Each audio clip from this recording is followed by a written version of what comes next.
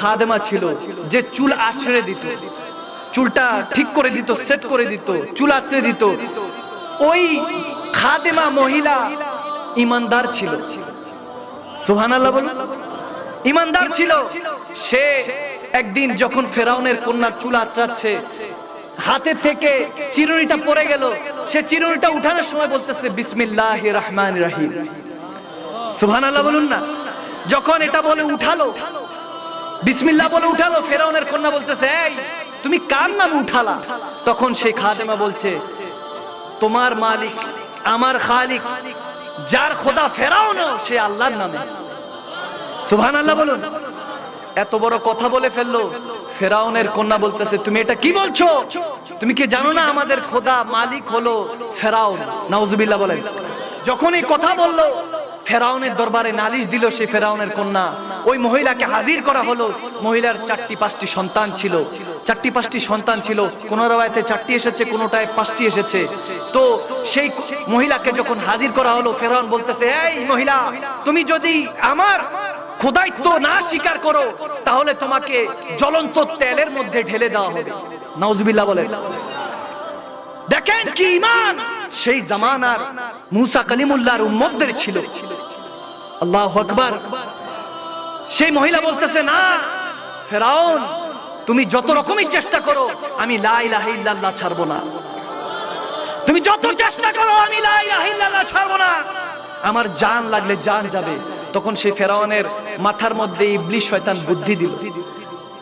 বুদ্ধি দিল যে তার সন্তান আছে, সন্তানকে তেলের মধ্যে ছেড়ে দাও। তখন সে আপনা আপনি তোমার খোদাইত্ব স্বীকার করে নেবে। নাউজুবিল্লাহ বলেন। তখন সে বড় সন্তানকে, সেই মহিলার বড় সন্তানকে তেলের মধ্যে ছেড়ে দিল।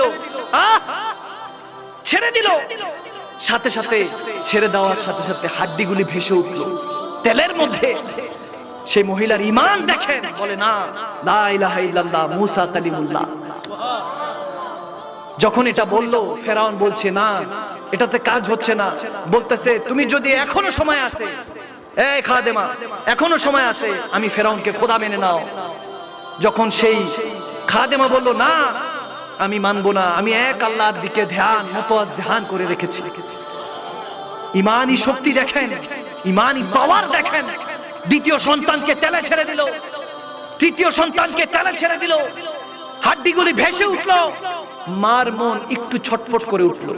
মার মন তো ছটফট করে উঠলো যে হায় হায়, সব সন্তানকে এই ফেরাউন তো শেষ করে দিচ্ছে।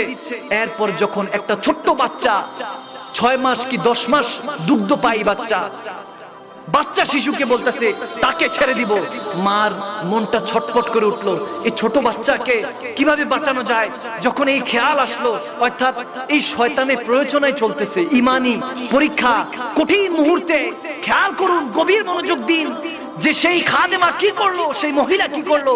যখন বাচ্চাকে ছেড়ে দিবে তখন বলতে তার খেয়াল করতেছে কি করা যায়। তাহলে ক্ষণিকের জন্য ফেরাউনের খোদাইত্ব মেনে নিব না, আল্লাহ তুমি আমাকে বাঁচাবা, আমার ঈমানকে রক্ষা করবা। আল্লাহর কুদরতে সেই ছোট্ট শিশু বাচ্চার জুবান খুলে গেল। বলতেছে মা তুমি জুবান খুলো না, তুমি ফেরাউনের খোদাইত্ব বিশ্বাস করো না। আমার ভাইরা জান্নাতে চলে গেছে, তারা জান্নাতে চলে গেছে, আমিও জান্নাতে যাচ্ছি। মা তুমি কিছুক্ষণ পর তুমিও জান্নাতে চলে আসবা, তুমি খবরদার লা ইলাহা ইল্লাল্লাহ ছাইরো না। আল্লাহু আকবার বলেন, আল্লাহু আকবার।